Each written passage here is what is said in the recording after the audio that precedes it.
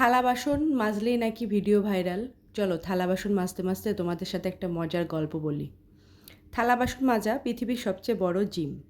ভাবছিলাম আজকে একটু আরাম করব, ঠিক তখনই রান্নাঘর থেকে থালা বাসনের ডাক আসলো।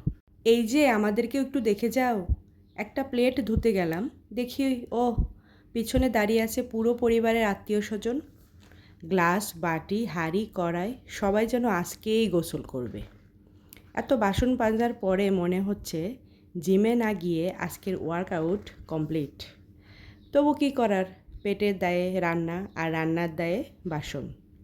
যারা প্রতিদিন এই যুদ্ধটা জিতে যান তাদের জন্য তো একটা সেলুট প্রাপ্যই।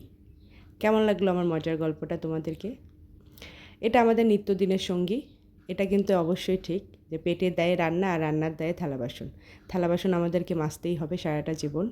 টাটা, বাই বাই, আবার পরে দেখা হবে অন্য কোনো ভিডিওতে।